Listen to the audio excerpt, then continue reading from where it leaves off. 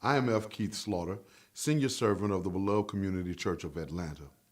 Our ministry began 5 years ago with a few dedicated souls who were dedicated to serving our people and worshiping our God. We are a small church. However, since we began, we have slowly grown from a mere idea into a thriving, busy, and dynamic presence in the Pittsburgh community of Atlanta, Georgia. The coronavirus pandemic indelibly altered the work of our ministry. The food and resources gap between the poor and others has widened right before our eyes. As the world around us changed, we recognized the need to expand our already established food pantry to include a food sharing component for children and adults in our community. We now serve hot meals, sandwiches, snacks, and beverages 3 days a week and provide emergency food pantry access throughout the week. The times required that we expand our capacity to serve, but we had inadequate facilities needed to do the work. To that end, we recently acquired a historic Pittsburgh landmark formerly known as Little Zion Baptist Church. Our plan is to transition our food pantry and resource brokerage center, including a new day shelter component, into the Little Zion Annex of the Beloved Community Church. We need room to grow, and I need your help to make it happen. The food pantry will give community members and their families access to nutritious food in a clean and healthy environment. The Resource Brokerage Center will connect persons to information and benefits available to them, while the day shelter will create space for showers and personal care, cell phone recharging stations, and other help for our unsheltered sisters and brothers. So here's the ask. I'm asking you to be mindful and prayerful around your possible role in helping us to take care of some good people who need to feel the experience of human love, care, and compassion in the midst of their struggle. After considering the possibilities, I ask that you would share your best gift with us to help us renovate the building, put on a new roof, replace the damaged flooring, and rebuild the handicap ramp to make it a bright, healthy, secure space for healing and restoration to occur. I believe that this is good ground. Won't you help us by investing in making Dr. King's vision of the beloved community a blessed reality? You can help us by Cash Apping us at $the beloved community. You may also go to my website, drfkeithslaughter.org, and make a PayPal donation. But however you give, make sure you give to this good and worthy cause.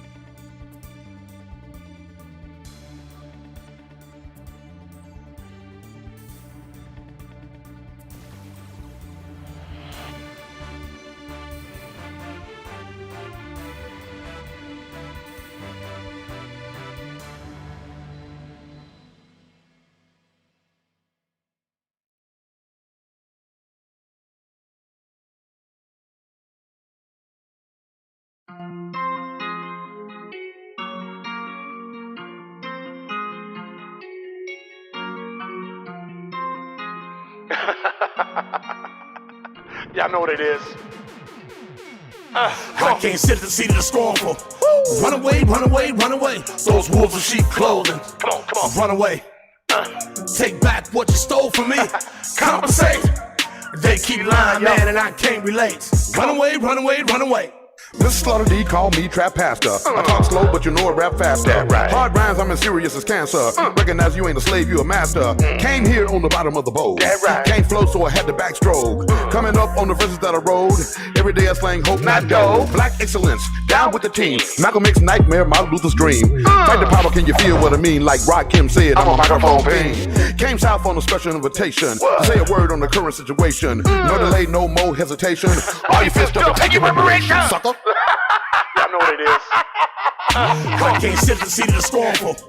Run away, run away, run away. Those wolves of sheep clothing. Come on, run away. Take back what you stole from me. Compensate. They keep lying, man, and I can't relate. Run away, run away, run away. Yeah, so you think you can run away from reality? You think you can run away from the problems? You think you can find yourself someplace else to go where there's no God? Hey, man, wherever you go, God is already there waiting on you. So stop running. And if you gotta run, tie your shoes. Sucker.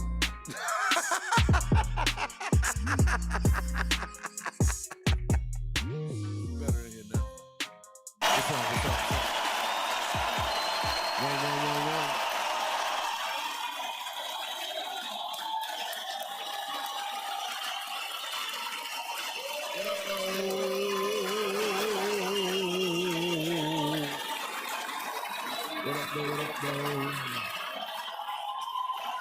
What up,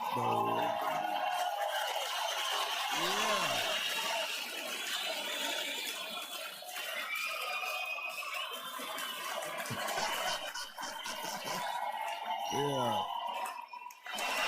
Welcome to the show. I'm trying to get in the center of the picture, man.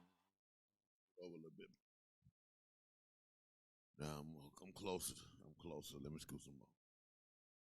All right.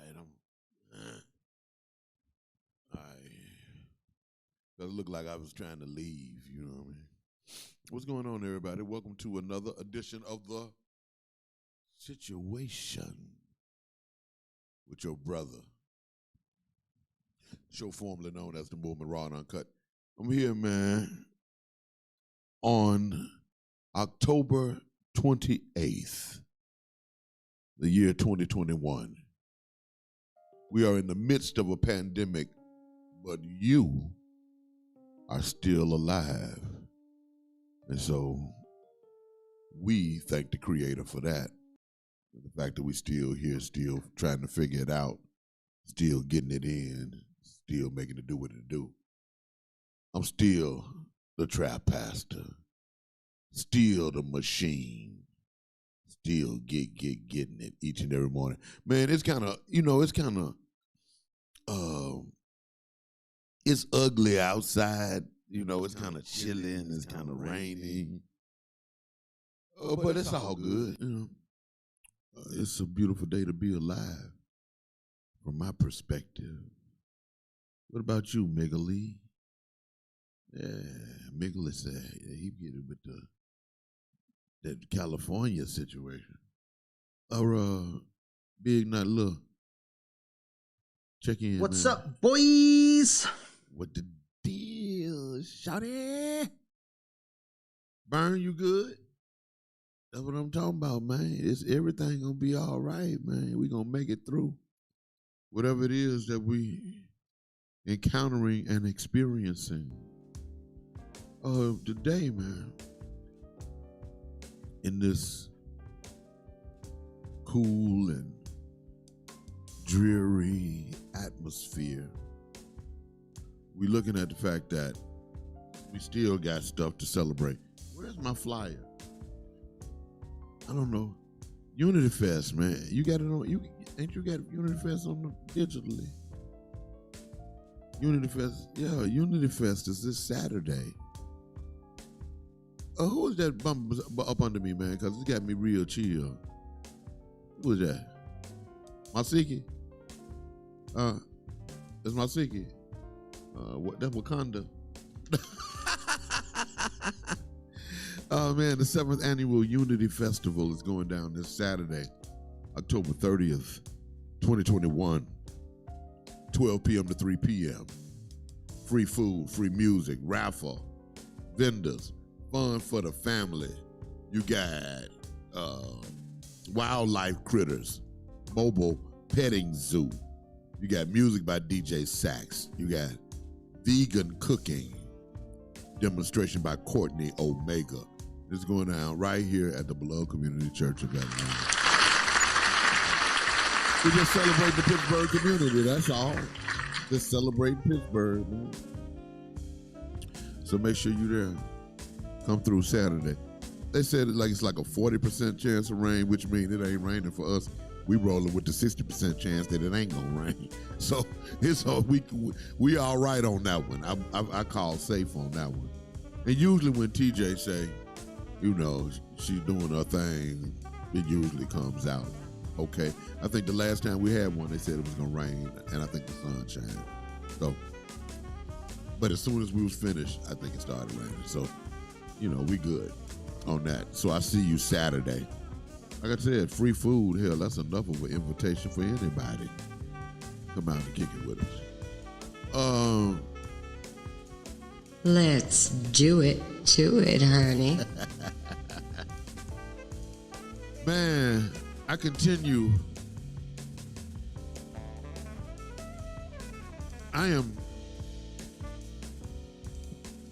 I told y'all yesterday about the finding of the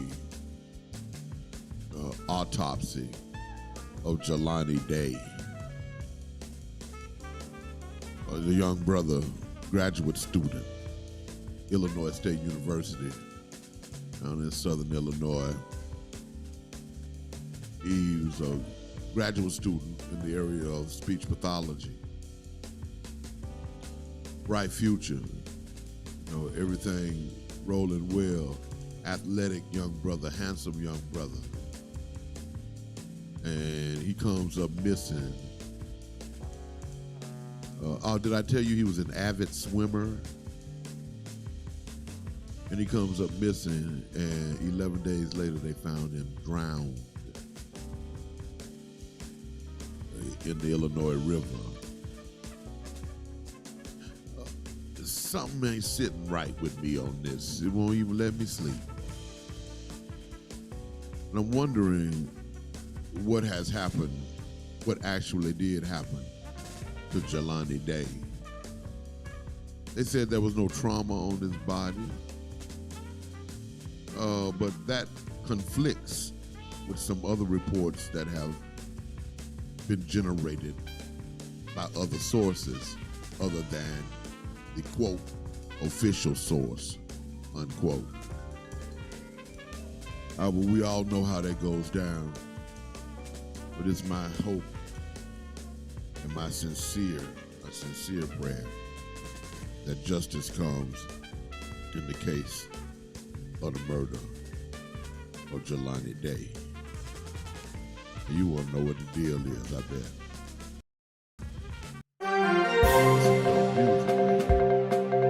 That's the name of that cut, man. Well, y'all have my CD, please. Okay. So I can go ahead and record it.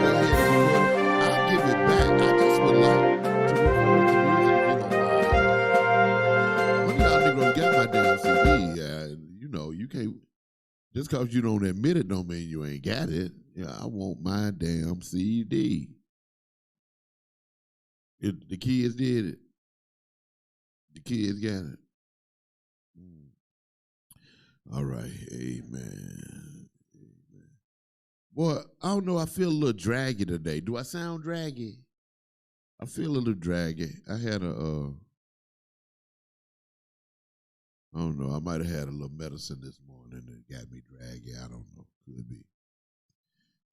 Global leaders are condemning that coup in Sudan that I told you about on yesterday.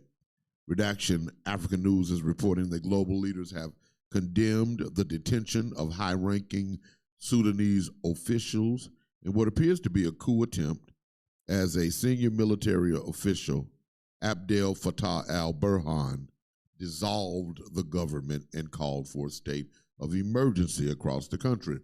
U.S. Deputy Representative to the UN, Richard Mills, has condemned the military coup in Sudan, stating it puts U.S. assistance at risk.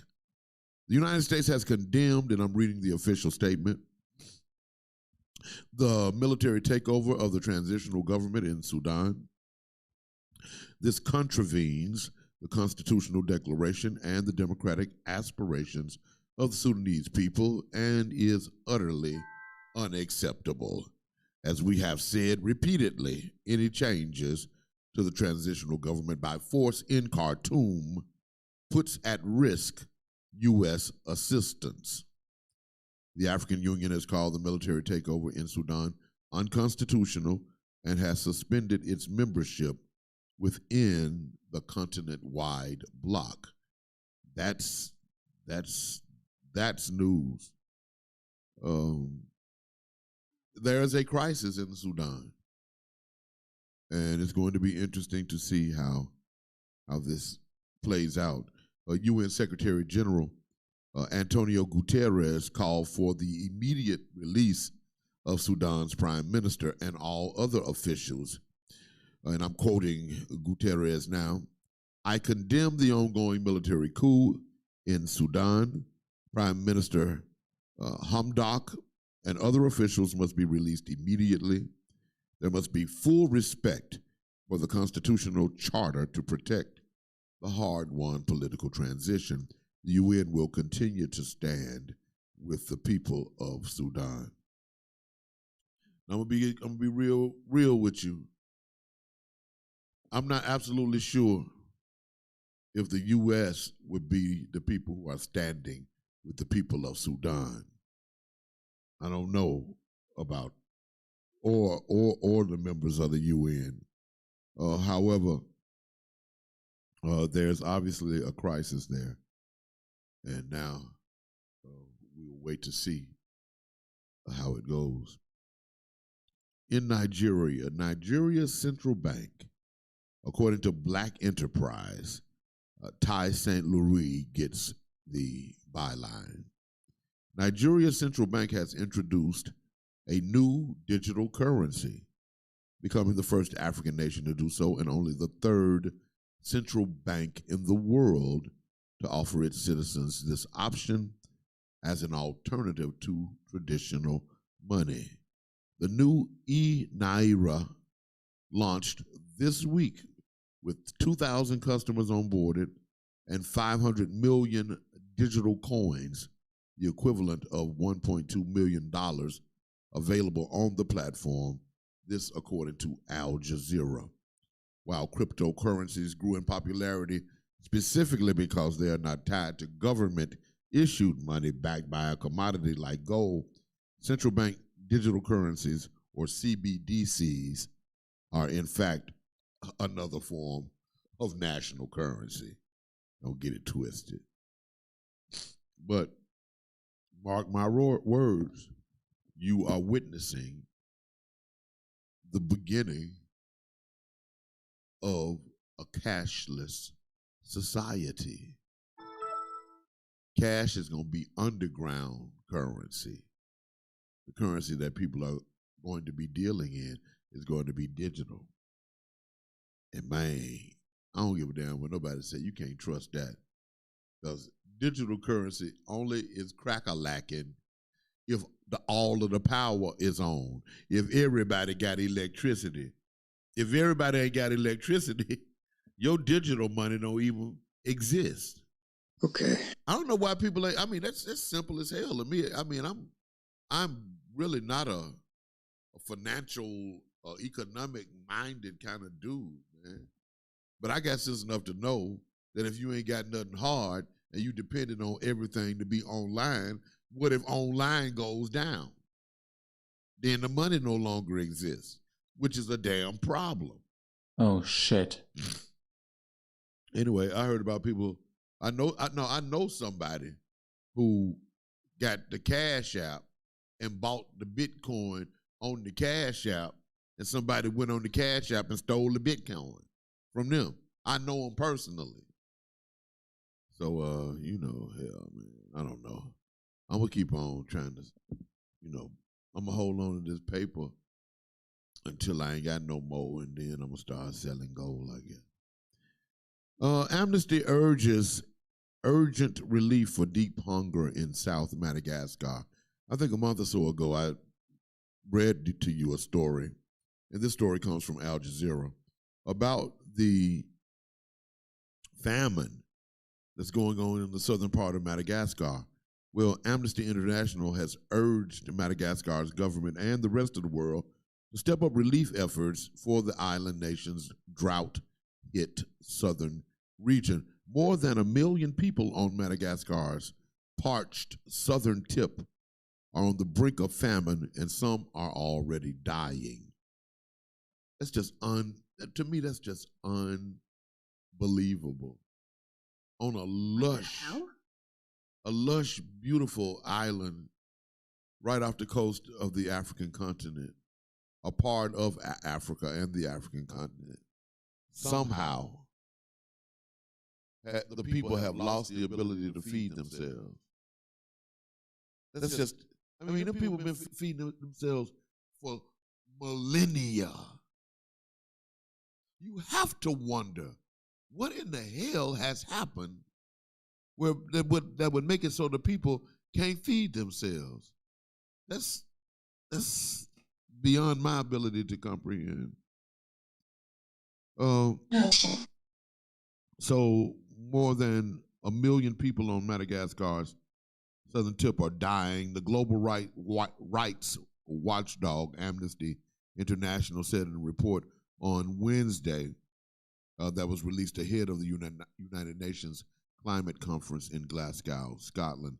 It called on rich nations to provide humanitarian aid and other financial and technical support to help Madagascar adapt to climate change.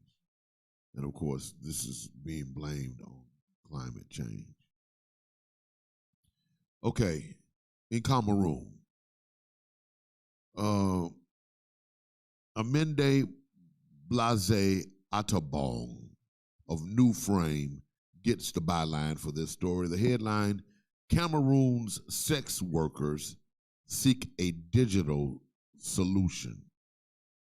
And I said, Cameroon's sex workers seek a digital solutions.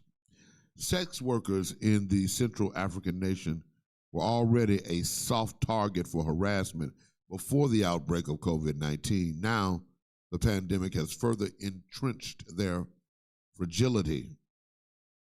Interesting word.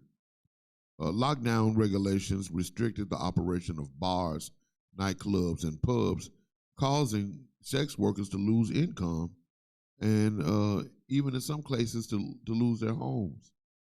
And so it's a problem. The hookup was the problem. So they got a new situation where they're going digital with it. And I guess you're going to be able to get your sex when you go to Cameroon. Man, I didn't, when I went to Africa, I didn't want to do it. I was just trying to get back home. I didn't want to come home with nothing that, I didn't take with me over there. You know what I'm saying? So, but sex work is work. It's work just like anybody else's work, and it ought to be respected, I think. Or the people ought to be respected. And what do people doing? The people having sex, people got to have sex. It's just part of life. And it could be a part of death as well. But, that's another conversation. A few books aside from Beloved that politicians might want to consider banning for political gain if we believe our children are the future. This story is by Panama Jackson of The Root, and it's too convoluted for me to get into. So that's too much for this morning. Also, let's see, social justice news here. Man, I hate having to tell you when people just telling damn lies. Alicia Wilson gets the byline for the story. The headline, New York Police Department official says there was no cover-up in the Eric Garner investigation. And, you know, from the top, that's a damn lie.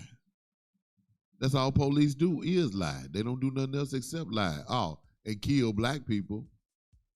Yeah, but they kill black people and then they lie about it. And you can depend on that happening every time they kill somebody black. They always tell a lie about it. The police just do it like that. As a matter of fact, we don't even need to hear anything that they said. We saw that murder on television live our own selves. So we don't need their commentary at all in order to discern what actually happened. Char Adams of NBC Black is reporting that a Black Lives Matter chapter in Washington state demanded that a white county sheriff resign after he was charged with falsely claiming that a black newspaper carrier had threatened to kill him. Pierce County Sheriff Ed Troyer is charged with one count of reporting false information and one count of making a false or misleading statement to a public servant. The misdemeanor charges stem from an incident on January 27th when Troyer followed Cedric Altheimer along his newspaper route and called 911 claiming that this young black boy had threatened to kill him. Just a damn lie. Because that's what white folks do. And particularly white police, man. They be telling lies. Finally, as we get closer to home, a mistrial has been declared in Washington County, Georgia. After 3 days of deliberations, a judge declared a mistrial for 3 former Washington County deputies who had been charged with the murder of Uri Martin, a black man. And I got to get Maoli on to deal with this and to help us get clarity on this. Attorney Maoli Davis of the Davis Bozeman law firm said after 4 long years, the family is exhausted after the trial of these former deputies failed to reach a verdict. So news of the mistrial quickly traveled to activists and community members who gathered outside the courthouse, and bailiffs stood guard outside watching as some of the people shouted, "No justice, no peace." Another black man murdered by police, no justice. What? I don't know how this is news. Morris Diggs of Fox 5 Atlanta is reporting that an Atlanta city councilman says inaction on a contract to enable police to have their clean patrol car makes no sense, especially in the time of COVID-19.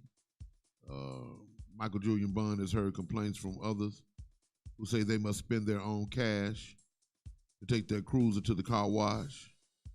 Well, my thing is, if you got it dirty, hell, if you the one that was driving it, you ought to be the one that cleaned it. Yeah, but damn Atlanta police worse than my wife.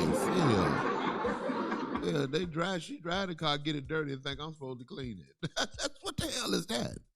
Where they do that at? Yeah, you ought to spend your own money to get it clean. Y'all ought to have some water hoses by the damn police station and you spray your car off, and you ought to have a vacuum cleaner by it and you vacuum it out. Yeah, what's wrong with you? What's wrong? Hell yeah. Damn police.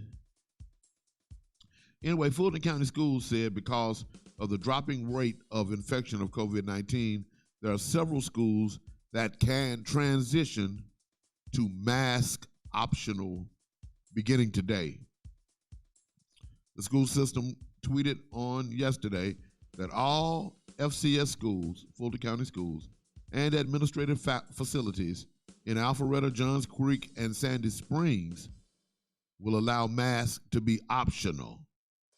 Is because the rate of infection dropped below 100 per 100,000 residents for 2 consecutive epidemiology reports, according to this report. And finally, Morse Diggs of Fox 5 Atlanta is reporting that there's controversy between Atlanta mayoral candidate and the police union. And the group representing police in Atlanta says one of the candidates for mayor wanted help, but wavered on whether a full-throated public endorsement would be helpful. That ambivalence was labeled wishy-washy by a national union leader who flew to Atlanta to defend the local president. This obviously is about Felicia Moore. And Felicia Moore, I think you should be careful as relates to whose endorsement you accept. Perhaps you don't need the endorsement of the police union in order to get elected mayor in a city called the A. Just something to think about. All right, we'll come back after the break, man. We're going to crank it up around here. So stay tuned. Make sure that you let your people and your people's people know it's about to go down. It's about to be a situation around here, man. I'm trying to tell you. Actually, it's a situation all over the world. But it's getting ready to get, interested around here. So you stay tuned. We'll be black. We'll be black. Check out some of this music. You might get a chance to check out a Somalia video. You might get a chance to check out, anything dope in the next few minutes. So stay tuned. It's The Situation with your brother, the show formerly known as The Movement Raw and Uncut. And you know what? We broadcasting live on trappastor.com. I'm your brother. I'll holler on the other side. We're open. Yes, we're open. We are open, and Sandtown Pub is ready to serve you. We're taking precautions, wearing masks, wearing gloves, sanitizing, and practicing social distancing. We've even partnered with local leaders to hand out free masks. So stop by and enjoy our outdoor patio, dine in, call ahead for pickup, get Uber Eats and DoorDash delivery, or order online at www.sandtownpub.com.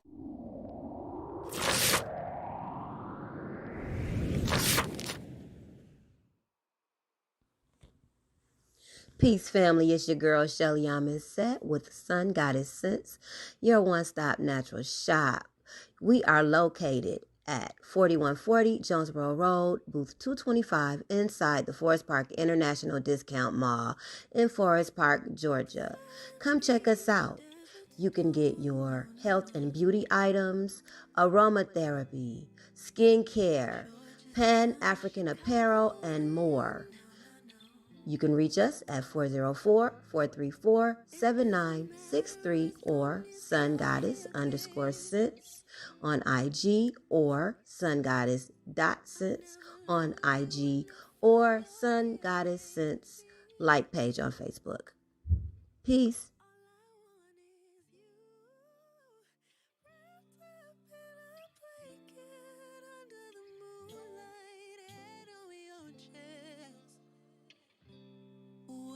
Trying to say it, all I want is you. Ooh, you. Ooh, you. See Ooh, you. Lost inside your eyes, I can see you past the stars. Kisses elevate me higher, so far where there is no Pluto or Mars. Let me lay in your orbit. Give up summer and spring just for you. Seattle clouds will never get me down. Cause when you're here, I'll never touch the ground. All I want is you. You blanket under the moonlight. Hand on your chest. What I'm trying to say is, all I want is you.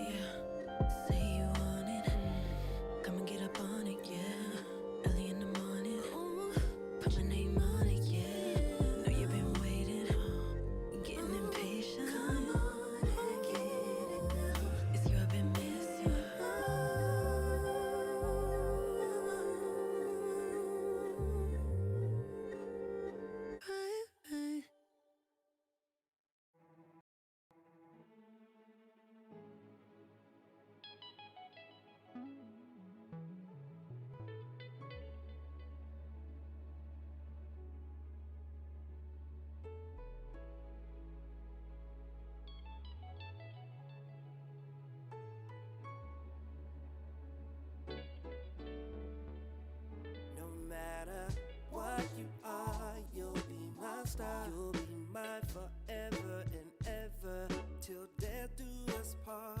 I just wanna love you, and it ain't no shame to be your man and be all that you need. Cause girl, I love you, and I want you to see. You give me butterflies inside of me, and I love all your entirety. It don't matter if your hair don't grow. It don't matter if your ass don't show. Girl, I'ma love you anyway, and you should know I'm here to stay. Get away if you lose your job today. I'll love you just the same. Cause I ain't ashamed. No matter where you go, I just want you to know that I love you. And I ain't ashamed, no, I ain't ashamed. I ain't ashamed, and neither should you be. Girl, you know you got the best of me. Every stretch mark and every scar lets me know you've been working hard. So what you say your toes don't match, and your hair ain't down your back, and you say your makeup don't look right. You don't need it anyway, girl, you fine.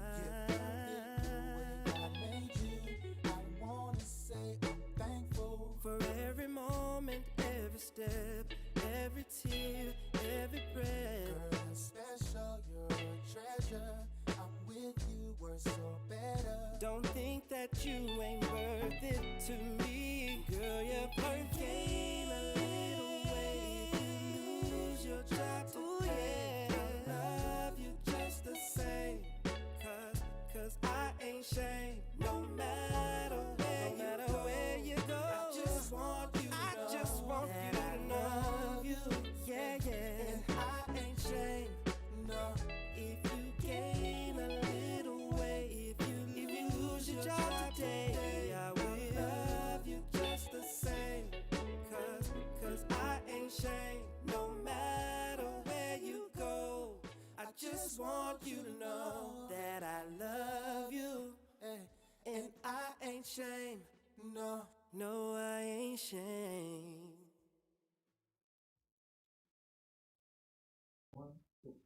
Hi, I'm Broderick Gooch. And I'm Tian Gooch. And we're Gooch's Goodies. Here at Gooch's Goodies, we specialize in delivering smiles and satisfaction to your home with our high-quality food at affordable prices.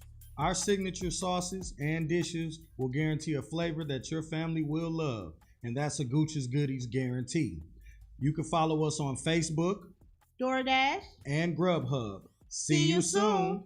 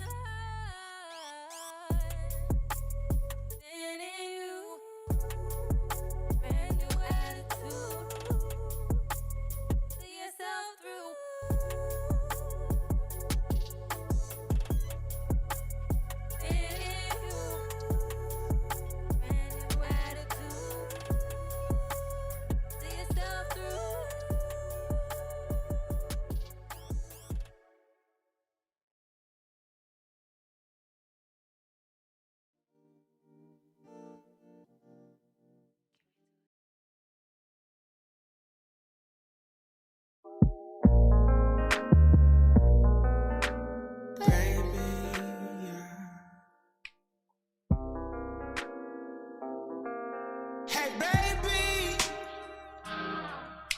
you should know that you got me wrapped around your finger.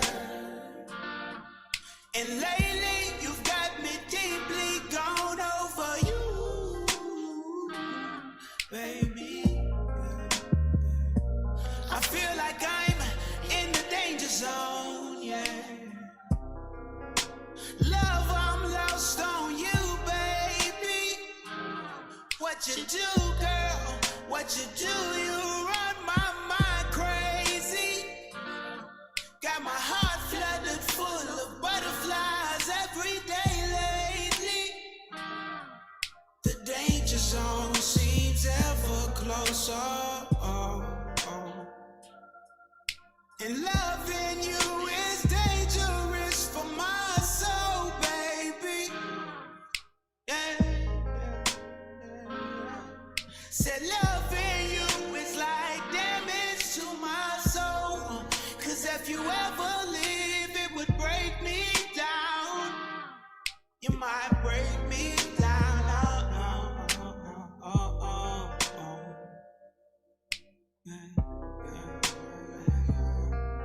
And baby,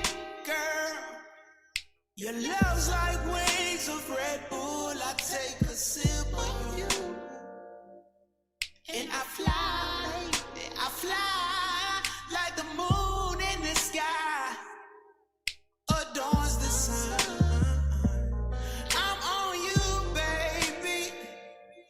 I'm on you, baby. Girl, I know the danger zone. The danger zone is ever close, baby. Yeah. 'Cause loving you is danger for my soul. I said loving you is danger for my soul. It's to my soul, baby girl.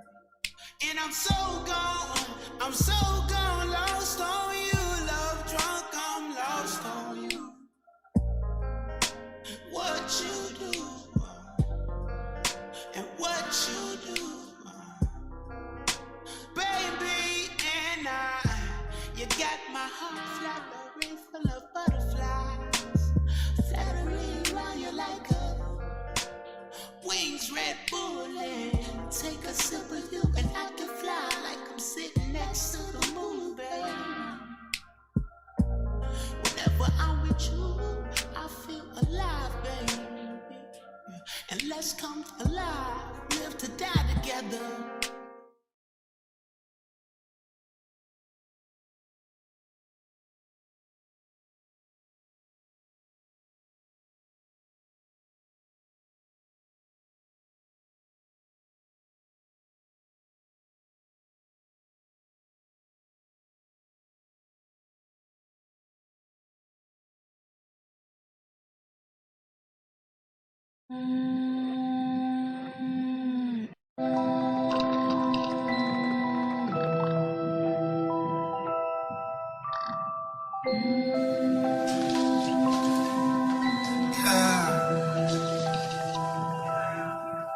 It's like when I took the hat off, you know, she was like, get comfortable. And I was like, I was already comfortable, you know.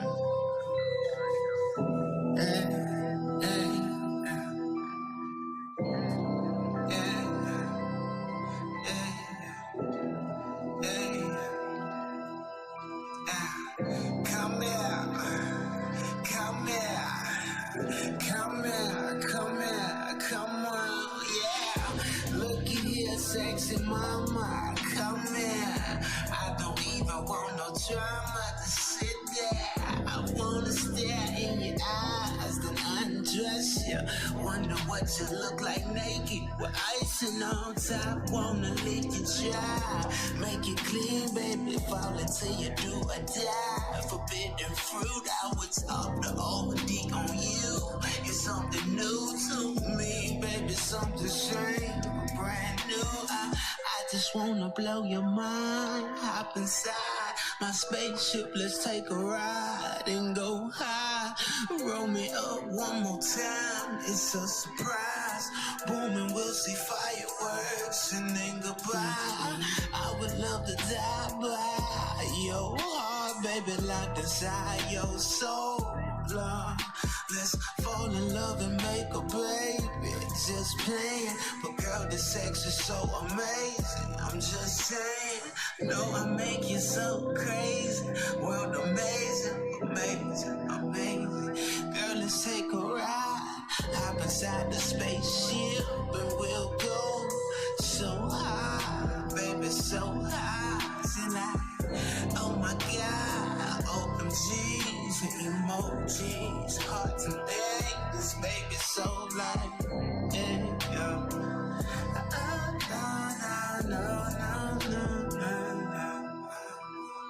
Girl, let's take a ride, hop inside my spaceship, let's go high, so high. I wanna stare in your eyes, then undress you. Wonder what you look like naked with icing on top. Wanna lick you dry, make it clean, baby. Fall until you do or die. Forbidden fruit, I would talk the OD on you. It's something new to me, baby. Something strange, brand new. I just wanna blow your mind. Hop inside My spaceship, let's take a ride and go high. Roll me up one more time, it's a surprise. Boom, and we'll see fireworks and then goodbye. I would love to die by your heart, baby, locked inside your soul. Love. Let's fall in love and make a baby. Just playing, but girl, this sex is so amazing. I'm just saying, no, I make you so crazy. World amazing, amazing, amazing.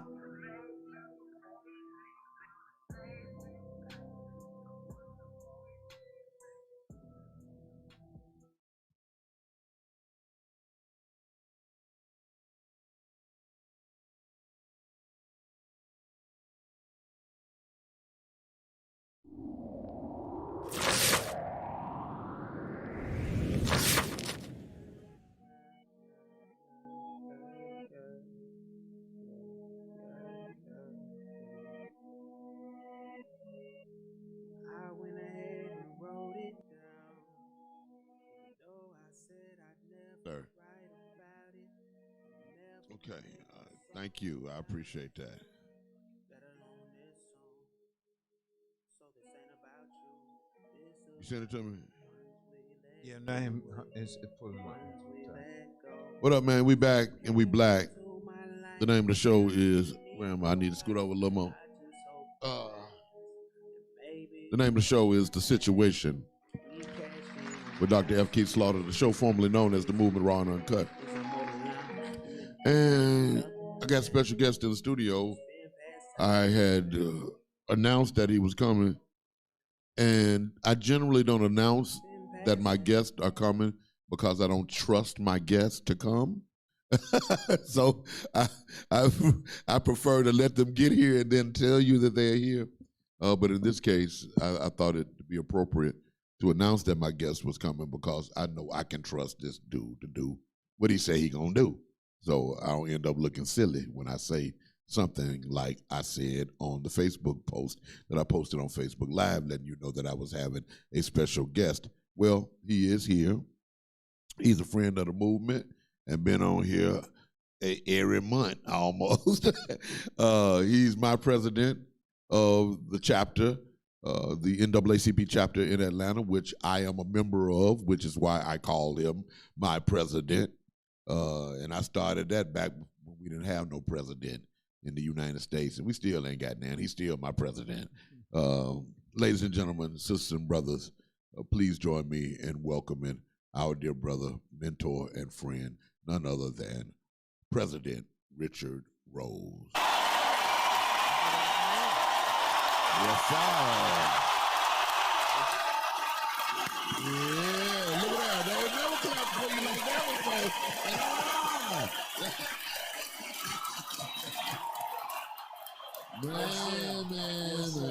Man. Good to see you, sir. Good to see you, brother. How you feeling? I'm doing great, man. Good. You looking good. Looking good. Always be looking good. Holding on.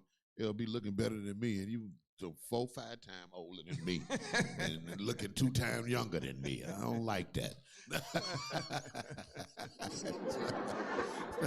Yeah, that shit was funny. You know that was funny. Well, Big Uncle, what we got going, man? It's a race going on in Atlanta, and this mayoral race in particular is drawing national attention. And one of the reasons that it's drawing national attention even more than, well, the first reason it's drawing national attention because one of the persons who is running was the mayor for 8 years, 4 years ago. And what I know about the experience of the former mayor in this city, I experienced it for myself, but also at the same time as a journalist or a cultural critic, I had opportunities to speak to several different people, and particularly longtime residents of Atlanta, and to just actually to poll people, because at that time I was doing a radio show where you could call in, and the people would generally express disdain as related to the performance, the attitude, the approaches, the policies of the former mayor. Over the weekend or last week, you let your thoughts and feelings be known. Now, I'm aware that there is a cease and desist measure that has been deployed by the national president of the NAACP. But when we talked offline, and of course, and I respect that. I respect his authority and his position in this organization, of which I've been a part since I was like 17. I've been paying dues since when I didn't pay no other dues. I paid them because my daddy said you must always be a member of the NAACP. If you're nothing else, you must. And so you can look at my resume from the time I was, first did a resume when I was 17, 18 years old. Right. And at the bottom, when I had no other achievements, that achievement was there. I am a member of the NAACP. So I say what I say from not just a position of being one who wishes to offer critique, but I say it from a position of one who has a long-time affinity and love for the organization, for the work that it has done historically, for the people who have provided leadership in that organization, and just for the accomplishments and achievements that the organization has made on behalf of black people. So I need that to be make it clear. I need that to be clear off the top. But so the things that you say today will not emanate from your position as president of Atlanta's chapter of the NAACP, or will it or won't it? Well, let me just say this about in general. And I can say this as Richard Rose, resident, taxpayer, citizen, voter of Atlanta. Richard Rose, a businessman, certified public accountant who has practiced in the Atlanta area for 40 years. Right. Since Maynard Jackson, we have had struggle to get mayors and politicians who think more about themselves than they think about the people they supposed to serve. That has been the tendency. A young man asked me, a young candidate from City South Fulton asked me, he said, Mr. Rose, it seemed like that the politicians from when you were younger are different from today's politicians. I said, you're right. I said, the difference is those politicians like Maynard, like Q.V. Williamson, were selected before they were elected. Mm-hmm. The community was behind them more. Mm-hmm. And so now we have self-indulgent politicians who is about them and their own personal gain and that of their families and so forth. And so the NAACP encourages voters, absolutely. And we also encourage from Atlanta that we look at these politicians and measure them by what it means to be, what they will do for the community. Mm-hmm. We promote affordable, safe, sanitary housing. Mm-hmm. That is a tenet, one of the tenets of we've obviously equal justice. Mm-hmm. And so whoever that politician is, and education, for example, we promote that. So whoever those politicians are, look at what they stand for and look at what they have done, not what they say they're gonna do next time or if they have another opportunity. Mm-hmm. What have they done? Because, the past is prologue. We have to hold people accountable. And in the statement that I should have issued on my own and not on NAACP letterhead, it does, I stick to those issues. Those issues are affordable housing, equal justice, neighborhood development, upholding black neighborhoods, black business development, education. We cannot get away from that no matter what, whether it's on the local level or on the state level or the county level or the national level. We have to stick to these principles. You released a statement, brother, that was comprehensive, and it went off like a shot that was heard around the world, actually. And I've told you offline, or expressed to you how, to be honest, how proud I was when I saw the news, as well as when I saw the reaction. There are many different integers. I'm gonna use an accounting word. They go into the creation of an outcome. This letter that you wrote, I think, lays out what everyone in the city already knows. What was the impetus for you to sit and put pen to paper, or to place fingers and make the keystrokes and actually create such a powerful, and I don't even want to call it an expose, but it's just a declaration of that which we know. What was the impetus behind you actually writing it? The tenor of politics now is so disgusting to me at times, and maybe it changes. Maybe the last president, with his constant stream of lies, seems to have made it okay for everybody to lie, without conscience. And when I saw that continuation at the local level, I thought that somebody needed to say something, and to send a message to all of the politicians, not only the ones running for mayor, the ones running for city council, ones running for president of city council, one running for school board, that the community, I'm calling the community to try to hold everybody accountable to be forthright.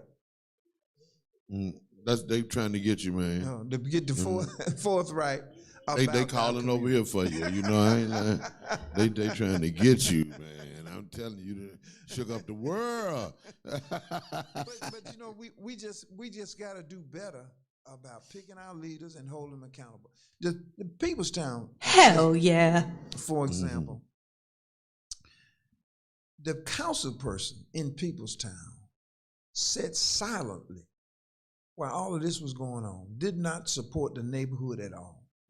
Outgoing council person Carla Smith, she was there, right? Didn't do one thing, and so I'm sure this area will hoping they'll look at all of these candidates, question them, make them accountable, and then if whoever wins makes them accountable, whether you voted for them or not, they have an obligation to take care of the residents, to treat everybody fairly, to not use the power of eminent domain to put people out of their houses, right, and bring forth false testimony and to hide documents. And let's just be honest, that was one of the more shameful epochs in the history of Atlanta politics, and it was overseen by the former mayor. I mean, we know this. I mean, it's not like it's an expose of some information that was somewhere hidden. We saw this brother bully people. He did it on TV and languished in the expression of his power, and everyone could see, just the arrogance and just the illness. I remember, man, I had my daughter graduated from Westlake, right, the high school. All my children graduated from Westlake High School, but at my daughter's graduation, it was held in the then Georgia Dome. The speaker was the mayor at the time, who I affectionately refer to as Big Shirley. And I have never been so disappointed at the obvious unpreparedness, the obvious sense of aloofness that was brought to his address to the senior class. It was obvious that it was just from the top of the head, and if you ain't got nothing in the top of the head, coming from the top of the head is dangerous. You know what I'm saying? And I mean, everyone in the room was crestfallen after it, because you're expecting some powerful, encouraging words to your child when they graduated from high school. This dude just left me flat. So I was like, from that, I was like, man, dude, you're so aloof that you don't care about what's important to the people that you serve, and that's been why I have been one of the, and also when I was doing radio, doing corporate radio, he dodged me. You know what I mean? I would send requests for him to come and to be on the show. Oh no, he died. Now he'll go talk to Frank Ski, who ain't gonna give him number softball questions. But he didn't want to be challenged. I was like, brother, do you blame him? No, I don't blame him here, because to sit up here with me is some crazy shit. You gotta be pure and hard to come in here. Yeah, you do. Yeah, you do. I wanted to ask you. In that this is this story has national implications, because, to be quite frank, it's no secret Atlanta is the heartbeat of the country, and has been for around probably the last 20 years or so. This city is like the center, even though it's in the South. This is the center of the country. Atlanta sets the trends. Atlanta draws people from all around the world. This is an international city. And so whenever episodes occur in this city, it has national and international implications. What, if anything, has been said that you can share from the national office of the NAACP as it relates to the letter that you wrote and submitted? Well, I haven't had another I have not had a conversation. I received it, when I first received it, I had my lawyer, Wayne Kendall, noted civil rights lawyer out of Fayette County, to respond. And we really thought the matter was closed until Monday, when they posted it on the national website. And so, I try to follow the rules. I apologized. I said, okay, I shouldn't have done it like that. I should have left it off the NAACP station there. But the issues are real. Those are issues. They are real issues for Atlanta and America. And I'm not just talking about people of color. Now, people of color have been disabused by the system for generations, for hundreds of years. But some of those policies affect white communities too. Yeah, true. Yeah. But we ain't. But they're worse on our side. Yeah, always. There was no People's Town issue in Morningside. Right. Of course not. Or Howell Mill. Right. Right. Right. Right. Because white folks are treated with respect, and white folks are treated with respect in Atlanta, and Big Shirley has a tendency to be disrespectful to black people in treatment, in the building of policies, and everything else, and that's just a fact. I mean, for me, that statement is not even political. It's got to do with, it's coming from me as a theologian, as one who has been educated and trained in understanding what justice looks like. And and that's the only time you hear anything out of me is when whatever is being done in a way where the poor, the marginalized, the disenfranchised of the community are disregarded. If everything is above board, I don't have no problem with it. But when you do things to hurt the least of these, then I have issue, and I speak publicly about that from whatever seat of authority that I have or whatever platform I have to speak from. Well, let me take it a little further. Every system under which we live and operate now is racist. Yes. They were designed with racism in mind or modified to be more racist. Oh yeah. So unless and until politicians, black and white, work hard to undo the effects of generational and embedded racism in these systems, then they part of the racism themselves. No doubt. What the And hell? so what we have to do is demand. We have to demand. We have to, Maynard Jackson said, okay, unless black folk help build this airport and operate businesses in this airport, we just won't have a new airport. Y'all can keep flying out of this one that's not good enough. That took courage, and Maynard got punished for it too now. Maynard, after he finished his term, he traditionally, as a lawyer, experienced lawyer, smart guy, he should have been able to work at some of these big law firms and would have been invited to be a partner. To be a partner, yeah, exactly yeah, right. of course, yeah, exactly right. And so they punished him for it. I'm a lot older than Maynard was at the time. I'm doing all right in my business. I try to do a good job. So it's gonna be a little bit harder to punish me. And if so, I just have to take it. It's not the first controversial issue right that I've brought up. Right.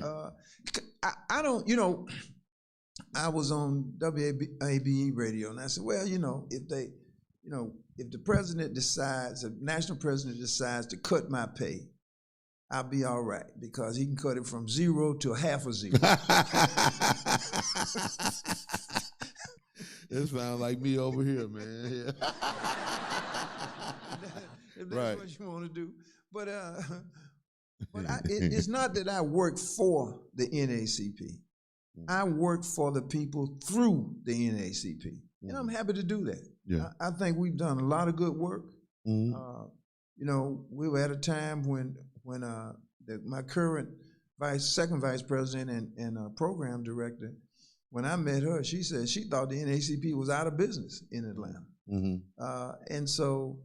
And you remember, remember when we first met, I said something similar, something similar to that, But since then, it's been energized, and that's what we need. We need an NAACP that steps up to the issues, not just goes along with the fanfare, and get up behind Al Sharpton. Hell, man, we got crucial issues that we have to deal with, and the black community had become accustomed to the NAACP as being the standard bearer for issues of justice. And I think that this election is a justice issue because a candidate is running who has proven to not dispense justice equally across the board to his constituents.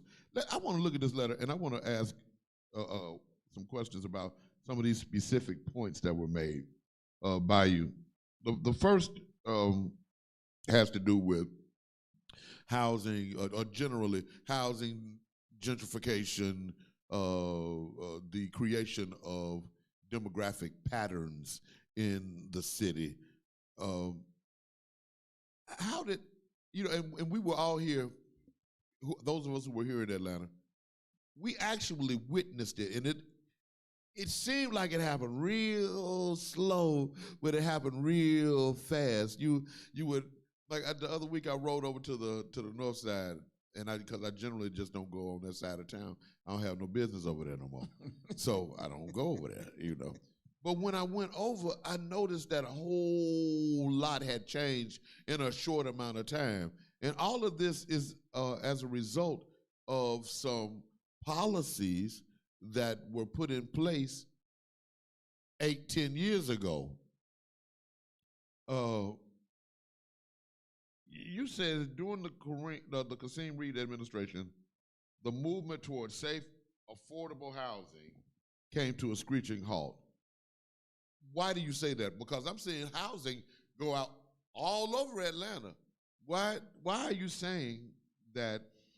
Well, it's not affordable housing. Okay. It locks out.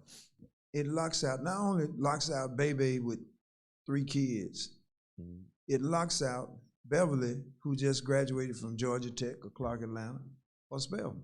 And when she got a new job, she can't afford to live in Atlanta. And you know, Richard Rose is CPA. I was on a workout team with the Housing Authority of New Orleans back in '89 and '90. And I spent 4 days a week down there. I was flying back and forth. And when I remembered, because I grew up in Memphis, that was public housing. Right. But public housing had changed. And it become reservations, and all reservations are bad when you see all that. Now, it doesn't matter whether it's a public housing, black reservation in public housing, a Native American reservation, a Jewish ghetto.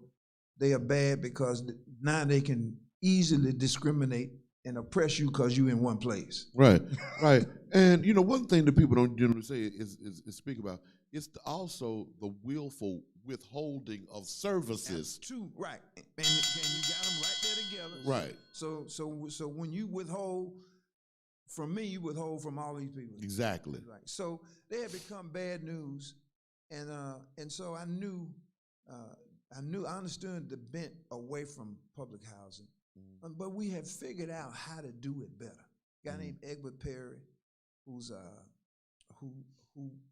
did the development over at Centennial, Techwood, right. Home. And so Kasim Reed's obvious hatred of him shut down all public housing. I mean, it had started. It started really under Andy Young when Shirley Franklin was his chief operating officer, and then under her administration.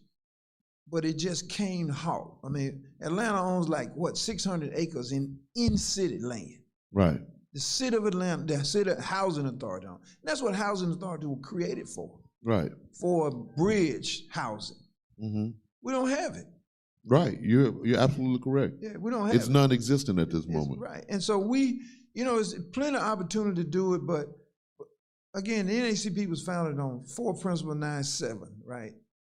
The first 4 were education, equal justice, voting rights, and economic opportunity. Added housing, environment, and health. And so when you look at all of those 7 things, the question is, what could Atlanta do, and what can these other cities do, and what did the county and the state do to promote those 7 things, and what are they doing? We have to look at those things. It is incumbent upon us, not just Atlanta branch, but DeKalb and Gwinnett County, Henry County. It is incumbent upon us to back up the principles, the mission objectives of the NAACP with regard to political policies and political practices. I think that's our job to do that. Marsha, look, so I wanted to skip to another point, and this is an interesting point. The letter reads, Mr. Reed has announced the endorsement of the police union, the IPBO, a group that has never acknowledged police misconduct, no matter how egregious. Because of its policies and practices, most black police officers are not members of that union. One retired black APD sergeant calls the IPBO the Klan. What the hell? And this is who Kasim Reed wishes to have endorse his candidacy. Yeah, well, they endorsed him. And the crazy part about that for the police union is that Reed went on record saying he was not going to have a conversation with the police union about police raises. And he changed the pension system. That many police left because of that, because they said, no, we're not going to do. The ones who were vested, they took theirs and went somewhere else. Now, the new people had to stay unless they went somewhere else. But, I mean, he has been no friend of the police. But it just seems that this is just a political move and one to put on the face of law and order because he got a photo op with the white police. Right. Yeah. Right. And you know, he can do that, but for a black community, that police union, as I said, has never never called out any policeman for any act whatsoever. Everything is fine. Right. You know, Rashard Brooks' murder by Garrett Robb, that's fine. Kane Rogers was shot in the back by James Rolfe Barnes. Not a word. Yeah. You know, Oscar Kane, Jimmy Atkinson. No point going on and on. Right, right. We know. When have you ever heard them say, "Well, we don't condone that sort of behavior"? Right. Never. The police are always right. Always right. There's always extenuating circumstances that make their misbehavior non-criminal from their perspective. Fuck the police. And let me just say this. This is. I can say this. I would say this categorically. The police union is not a friend to the black community. True. I mean, and what's so crazy and strange is that to utter a statement that matter-of-factly would actually be seen to be by people from outside our community a falsehood. Right. Right. And it just speaks to the depth of hypocrisy that has been ushered into public discourse, and how it is that it's difficult to have truth accepted as such unless it is in line with what the dominating narrative is. If it don't go along with the dominating narrative, then it's seen to be a lie, fake news, and there's no story here. And so keep it moving. One of the most egregious things done to the black community, I think, by former Mayor Reed, and I just got to say it, is the debacle that emerged out of his attempt to wrest land from historically black colleges in the AU Center, specifically Morris Brown. When Morris Brown was down, this dude jumps on the back of Morris Brown and attempts to choke it out. Yeah, I was gonna say copulate it, but but I mean, when you look at the value of the HBCU, and here you have a black man who is a graduate of an HBCU make a blatant attempt to steal the land, which is contractually and legally belongs to, if it don't belong to Morris Brown, well, it belonged to Clark Atlanta because of the way that the exchange or the sale of land was done. Back in the 40s. Right. I mean, and you got a dude who would actually attempt to. It was a concerted attempt. I mean, it would continue. So it started in bankruptcy court because the city had bought some debt that Morris Brown owed. Right. And so then they wanted to take all the land. And they said, well, we'll give you like $12 million, all this land, and you can rent it back. And Morris Brown said, well, we going to bankruptcy court. Mm-hmm. That's a bad deal. Right. That's an awful deal. Mm-hmm. So in bankruptcy court, the city asked the bankruptcy judge to give them that land that was deed restricted, that's now back in Clark Atlanta's hand. Mm-hmm.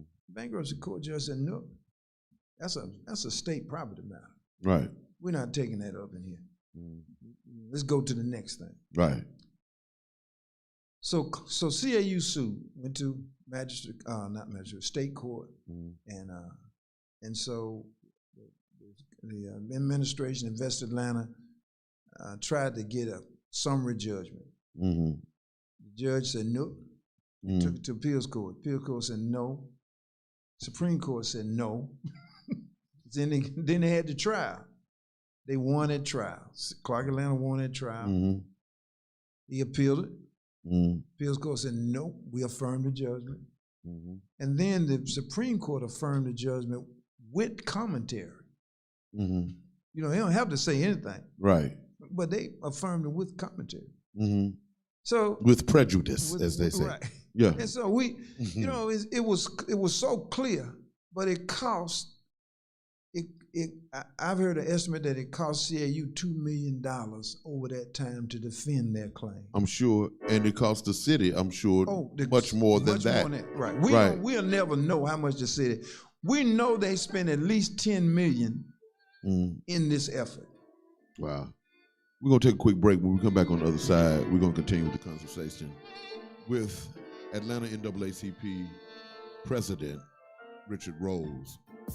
Holler at some people, let your people know that we out here. We have a conversation with our dear brother. It ain't nothing new for us, but you know what I mean? But he got a new set of circumstances around him at this moment. I'm thankful that he came through. We'll be looking forward for you to join us on the other side of the break. We'll take 5. It's the movement, or what used to be the movement. It's the situation, the show formerly known as the movement, Raw and Uncut. And we'll be back with more of it on the other side of the break. We're open. Yes, we're open. We are open, and Sandtown Pub is ready to serve you. We're taking precautions, wearing masks, wearing gloves, sanitizing, and practicing social distancing. We've even partnered with local leaders to hand out free masks. So stop by and enjoy our outdoor patio, dine in, call ahead for pickup, get Uber Eats and DoorDash delivery, or order online at www.sandtownpub.com.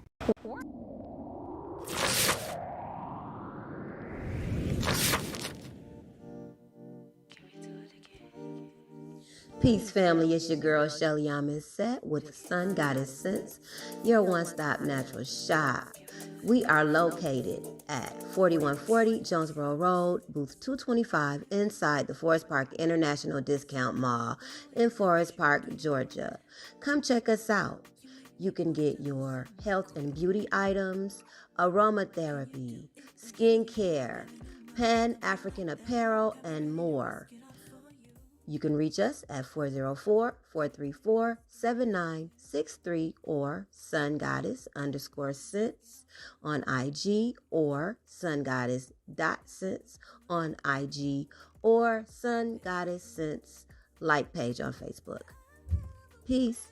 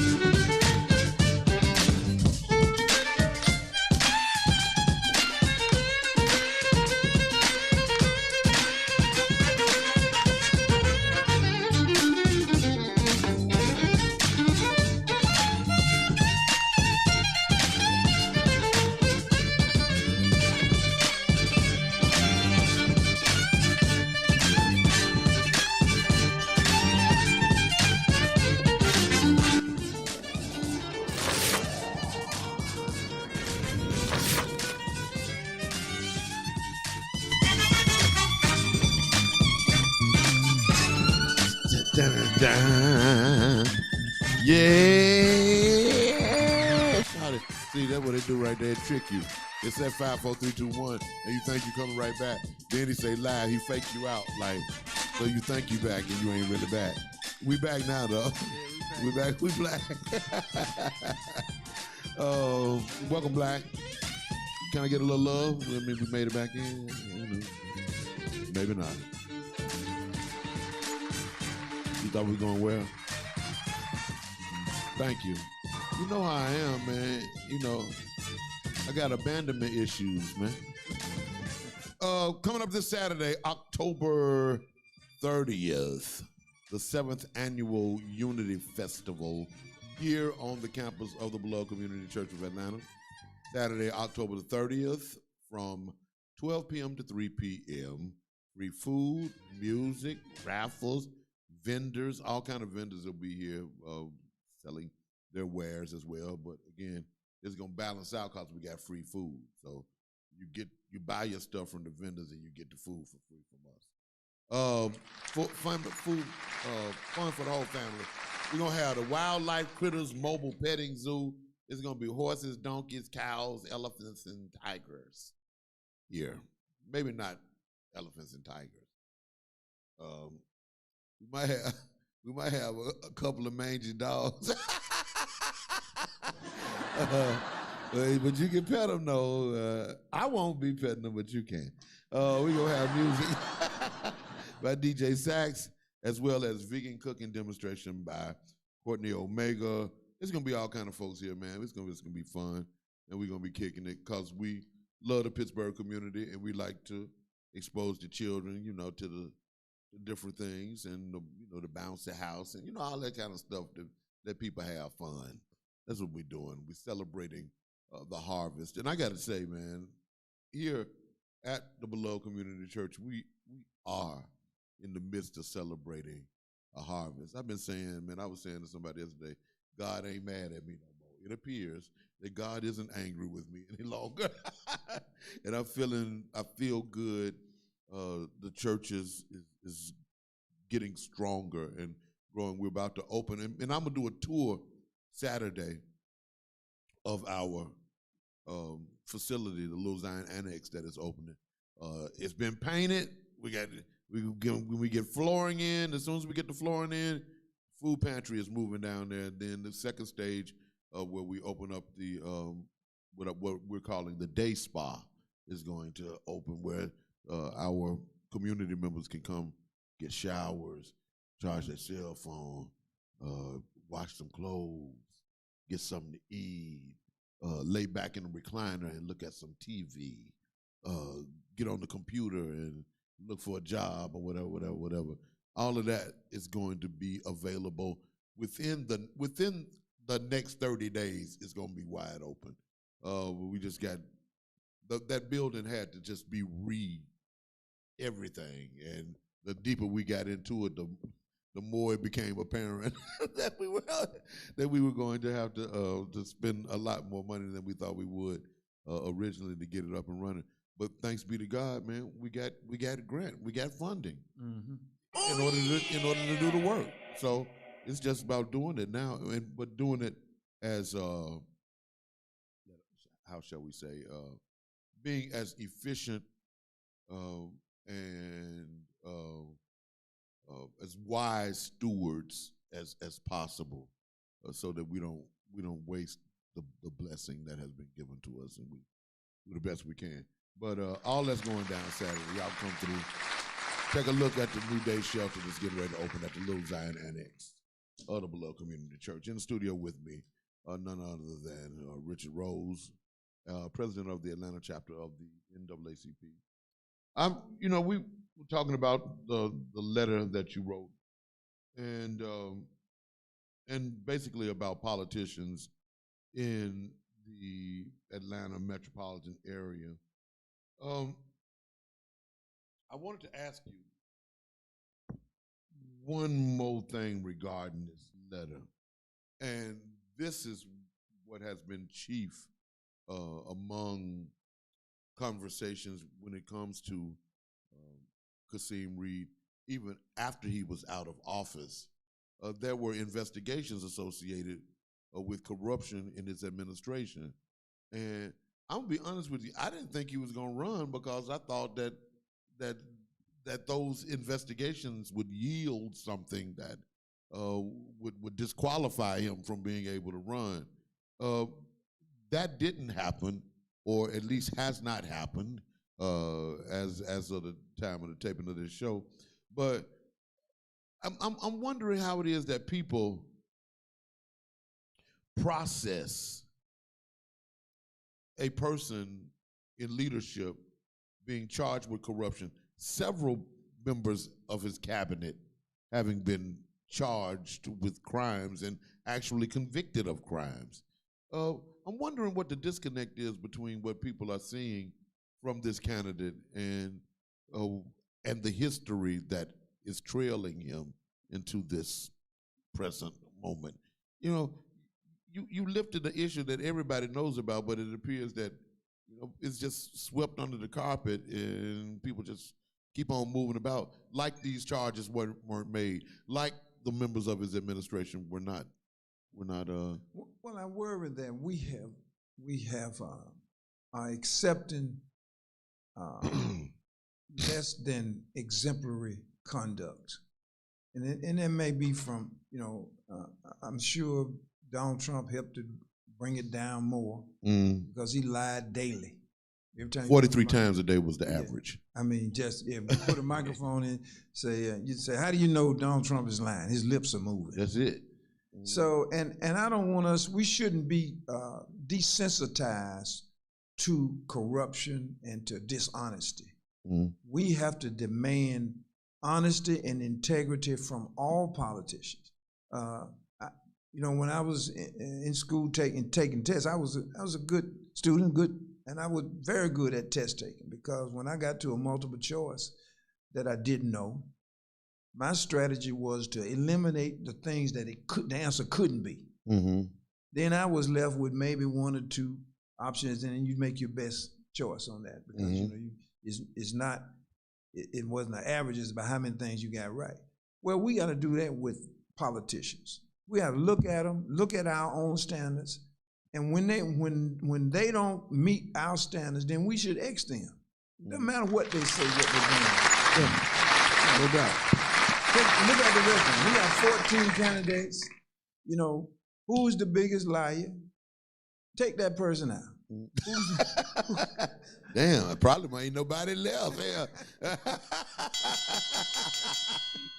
And you know, we have other, you know, beyond the mayor, we got, what, 5 people running for president, city council. We got about 7 people running for post 3, which is to replace Andre Dickens. We got about 3 people. So he had to resign his position in order to run? He's still in the position till December 31st, because the terms coincide. Okay. The only time you have to resign is when they don't end at the same time. When your current position doesn't end when the next one starts. Okay. All right. You mentioned the word fire or whatever, something like that. Excellent. Right. Is there a possibility that you could get X'd? Can the national NAACP president, can he fire they could suspend me. They could suspend me, and then I would no longer be president of Atlanta NAACP. But I'll be honest with you, that would be a tremendous loss to the NAACP. Because you know, I mean, I'm not going to stop working for the community. I'll go do something else. Right. You know. Right. William Barber, you know, great theologian out of Charlotte, North Carolina, was not agreeing with some national policies, you know, and I don't know what the details of that, but he left the NAACP and started the Poor People's Campaign. Right. Now he's still Moral on Mondays. he's still on the national board. But a respectable guy named A.J. Spearman is the North Carolina state president now, and but you know, there are conflicts. People have conflicts. You know, there's an age-old conflict within the NAACP nationally, which dates back to W.B. Du Bois and Walter White. Both of them were great people. W.B. Du Bois, one of the founders, and Walter White, the executive director. Until he died, in '62 or something like that. Great contributions, all tied to Atlanta. You know, some of the 3 of the greatest of the NAACP, Walter White, James Weldon Johnson, and W.B. Du Bois had Atlanta roots. Right. Du Bois. Right. Atlanta University Center. University Center. Yeah. But they had so one side says national should rule and the branches should fall under them. The other side said we need to make the branches strong to make national strong. I'm in the latter camp because all politics is local. Right. You know, Derrick Johnson, no matter how smart he is or may be, he doesn't know what's going on in Atlanta. Right. He doesn't know what's going on in Waycross. Right. Or Savannah or Augusta. You have to depend on the people on the ground to work hard. And it's tough. This is not an easy job now. Right. You know. Especially with that big salary weighing you down. It's huge. It's huge.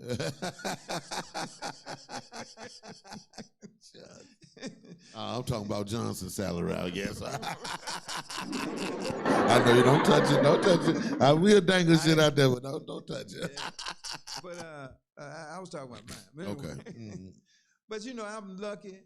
I'm fortunate. You know, I come from a civil rights activist family. You know, James Bevel was my mom's first cousin. Gave me one of my first lessons about activism. In a way, I don't know whether they ever told you that. Tell me the story. I was about 15 years old, and he came through. You know, this was this was probably like 64. Yeah, about 1964. And you know, they went broad with stuff all over the place. And he came in and he said, Richard, I know you call yourself a little leader around here, but if you ain't making the white folk mad, you ain't doing a damn thing. And I heard there were 2 lessons. Bam, motherfucker! 2 lessons in that. Now I heard the first one clearly. He was talking about what I do. Right. If you go along with the status quo, you're not doing anything. Right. The status quo must be made to feel uncomfortable. All right. The second part of that is that I didn't get till I was out of college, probably, because you know, finished high school, went to college, working on what I was doing, coming to CPA. But if you see another supposedly black leader who doesn't make the status quo feel uncomfortable, they ain't doing nothing either. Exactly, no doubt. Man, let me tell you something, bro. You know, this is something, and I like saying stuff to people's face. You know, I was like, man, I don't know about Richard, man. I don't know what Richard talking about. You know, particularly, you know, because we get into about the reparations argument, right? Right. I was like, I don't know, Richard. I love Richard, and he on the right side of most issues, but this reparations issue, I don't like his stance on it, and I don't know about Richard. And then all of a sudden, you come out with bam, yeah, like, you thought I wasn't real? you thought I wasn't real, and so I want to publicly apologize for I never spoke the thoughts out of my mouth, but I thought them in my head. Yeah. But I want to apologize out loud for what you got me so scared. I'm apologizing about what I thought. Let me say this, man. Oh, man. You know, when I was in college, I'm a member of fraternity, Kappa Alpha Psi. Yeah. So whatever. We would go out to our advisor. So that's just not interesting. That wasn't interesting. You could have held that, sir. So we would go out to the advisor's house and have pool parties. He had a pool in his house. He was a chemistry professor at Clark. And so one guy, he was my dean of pledgees. You know, all of them. He decided that he found religion. He said he wasn't doing fraternity anymore. I don't do that anymore. And so some of the guys, they said, man, you know, give him a call, man, see if you can't get him to come out. And I called him up, and he said, well, you know, I'm into religion, and you know, I'm into my church, you know, I don't do that anymore. I said, and I told him, I said, listen, when y'all run around there smoking reefer and so on and so, I said, I never smoked. I said, but I didn't disparage you. I never stopped being your friend. And he said to me, he said, well, you have a whole lot more practice being different than I have. And that was like, bam. What's he talking about? But I've been different all my life. Yeah.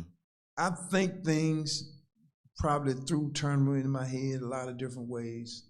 And most of the time, I have been ahead of my peers. What I thought, they didn't know. I remember having arguments at Melrose High School about we were going down there and picket Goldsmith.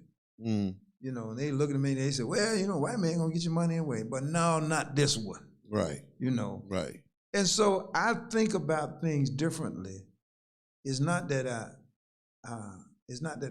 don't have a consideration, but I have, most of the time I got a more of a broad consideration than people think about. Because I think beyond that. I'm down the street. You know, other people see a truck coming out down the yard, down the road, and try to get out the way. I figure out where I'm gonna be before the driver get under the wheel. I'm already there. I'm already dodging. Thought it through. Then thought it through. And so a lot of people don't understand. You know, when I came out against these Confederate monuments, they didn't understand the psychological damage that these monuments and this promoting of the Confederacy have done to us. Right. It's a psychological warfare that they have been winning. Bro, I did. I was teaching my class last night, and I was sharing with them an article about the science behind the trauma, how the traumatized black body actually dies sooner. The traumatized black body is more susceptible to dis-ease, right? And it's hereditary. Yeah, no doubt about it. And so when you say these monuments have a negative impact on black people, there is science behind that statement. It's not just something you pulling out. Well, I just don't like how I look at what it sounds like. No, there's a visceral response by black people to instruments and symbologies associated with terror. Right. It's just what it is. Yeah. And you were right when you came out in that. And I looked at them as annoyances growing up. There was a park. They moved that statue in Memphis. But we used to go downtown to shop. My mother, when we were little boy. We'd walk up 2 blocks around so as to not pass that park with Nathan Berry Forest. I remember that. And so I know what you're talking about. It's still there, ain't it? No, they moved. They moved it. They moved it. Okay, how long ago was that? About 3 years. Okay. Yeah. All right. Hallelujah on that. And so I was annoyed and a little insulted and outraged by it. But after Dylan Roof went to Mother Emanuel Church and tried to kill everybody in the church and felt justified, He did that. I was not in the psychology hall. I took the psychology course I had to take to get out. I was over there with the numbers people, right? Right. I started reading books on oppression, psychological treatises on oppression to understand. And then, and that's when I found out how important this symbolism is, and it's common sense. You drive down the street, you see a building that's got a cross on the top of it. What you think? Think church. You think Jesus. You think God. That's right. You see the Star of David. Safety. What you think? Think synagogue. You think the Torah. Right. And everybody that goes to that, they believe in that. That's what they believe in. Well, when you drive around Jordan, you see all these Confederate monuments. What's natural? Right. What's the intuitive? That's their religion. White supremacy. White supremacy. That's their religion. And so we have to get government out of promoting white supremacy. I say. Yeah, and that's a accounting thing. It's a simple numbers thing, which says it is inherently unjust to use people's money to oppress them. Yeah, with. Absolutely. It's just simple.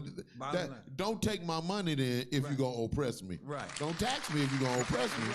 But if you're gonna oppress me, then you can't use my money to do that. Right. Just so stop doing that, and then we cool.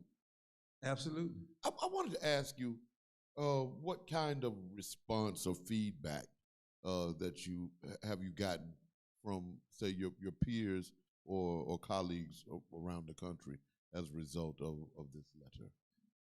Well, I've gotten nothing but praise from my colleagues. And perhaps only them, the ones who didn't approve, maybe they didn't reach out to me.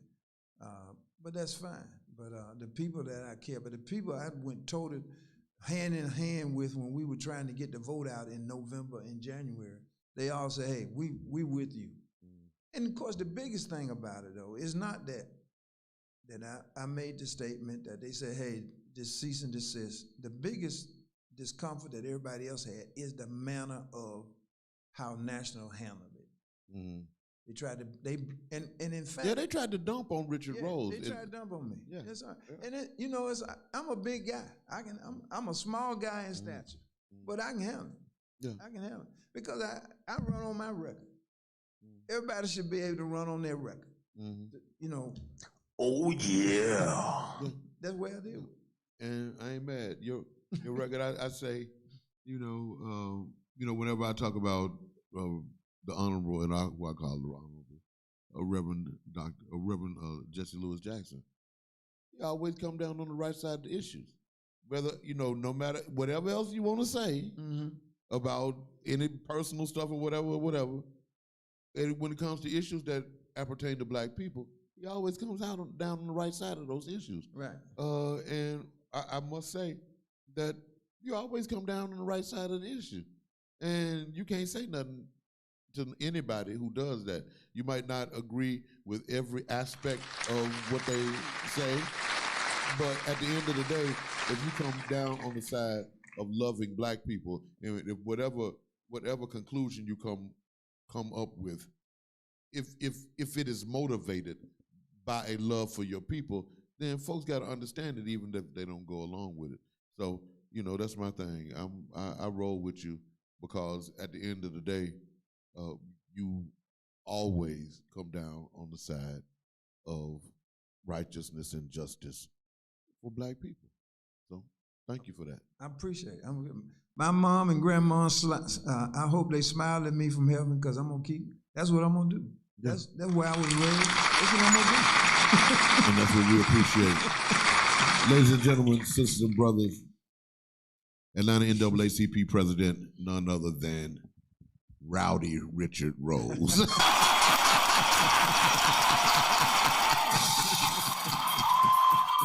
My president.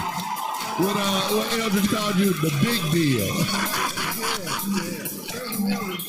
Yeah, because you're the big deal. You know what I'm saying? This ain't no joke around here, man. I thank you for coming through and kicking it with us. Always once enjoy, again. man. I appreciate it. I look forward to seeing you around Christmas time. We're going to for the last show of Christmas, and we'll so I can give you your gift. All right. All right. Hey, man, it was been good. Get me out of here, Scott. I'm ready to go, man. It's time to get it. Also, yesterday I had on my regular real job, we had a visit from an accrediting body, and they done put me on the evaluating committee. But I am very proud of myself because I fell into character, and I did exactly what was expected of me. Well, no, I didn't do what was expected of me. I did the right thing, man, and I just felt good about, when you're a fighter, people can make you feel uncomfortable in your own skin, but what ends up happening is you continue to prove to yourself that you're doing what it is that you're supposed to do and acting in accord with what's true and authentic in your spirit. And I think that if you do that, like you did with the release of the letter,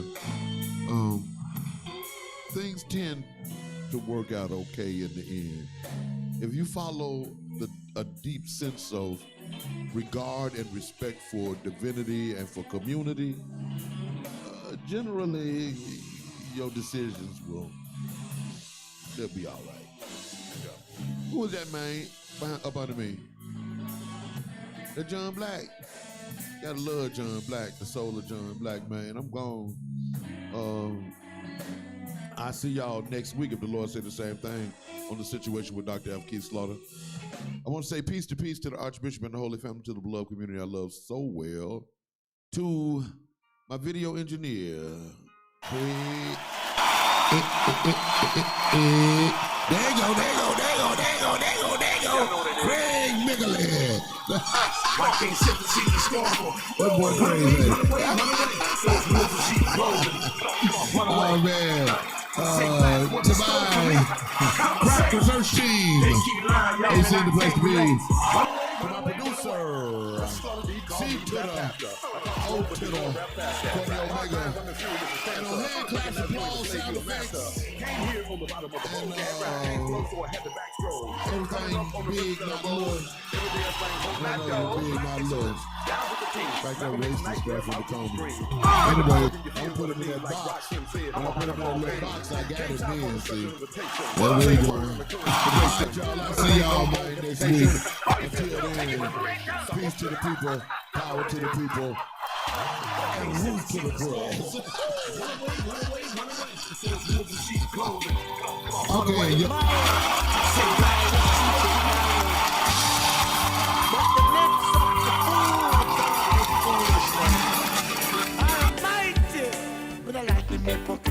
Me not like them parasites. Them scheme by day, them plot by night. Striving on the plight of the poor and the sufferers.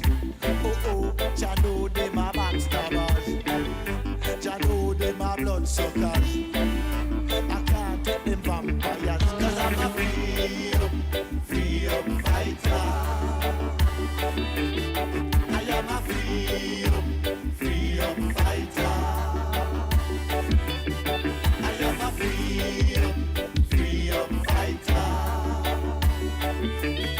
I am a free up fighter. I'm on fighting for what is right. Oh, no, nah, give up the fighting for truth and rights. Up full in a Jaja side. Fight, we have to fight, we have to fight. Fight, we have to fight with all we might. Fight, we have to fight, we have to fight. Fight, we keep out all them parasites. 'Cause I'm a free up fighter. I am a free up fighter. I am a free up fighter.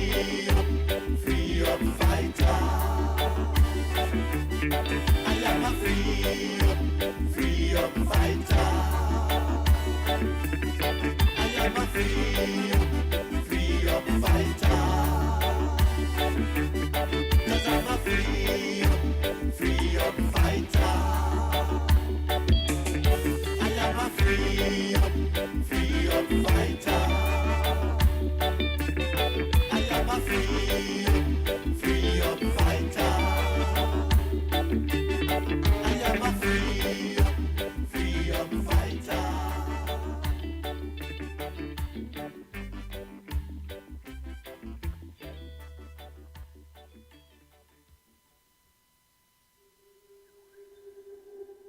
Let everything that liveth give thanks and praise and run the track.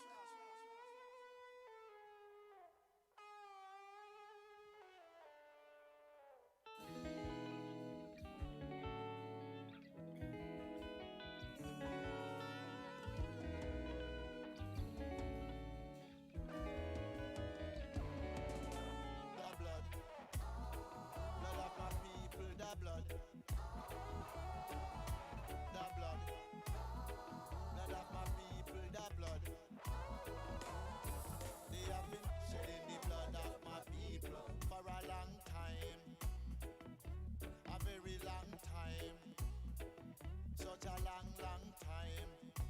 I see the blood of my people is the lifeline, the substance of the beast. They have been shedding the blood of my people. They are sucking the blood of my people. Oh, it's the nature of the beast.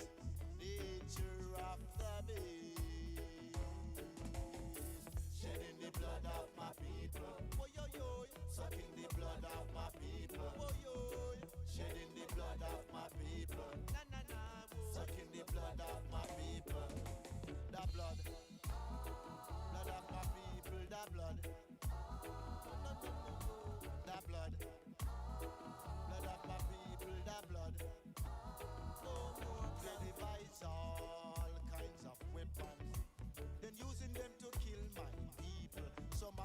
most dangerous and deadliest weapons are CBW, chemical and biological weapons.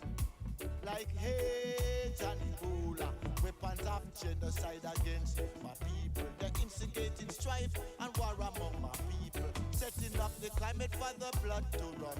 The blood have to run for the base to feast. Oh, it's the nature of the beast, nature of the beast. Shedding the blood of my people, oh yo, sucking the blood of my people, oh yo, shedding the blood of my people, like cry, sucking the blood of my people. The blood, blood of my people, the blood. I cry, the blood, blood of my people, the blood.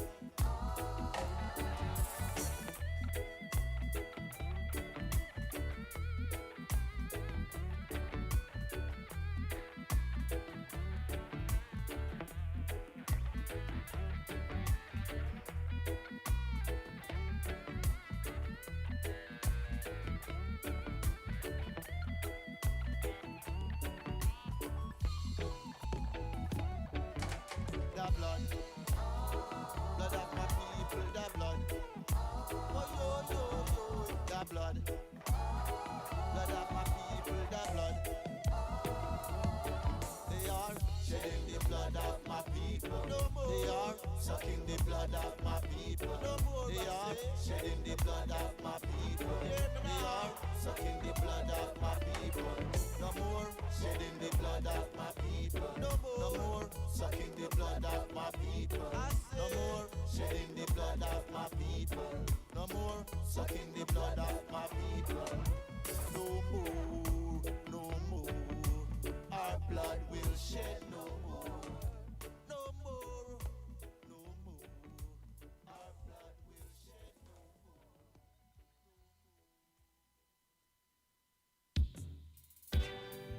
The mouths of the wise teach knowledge, but the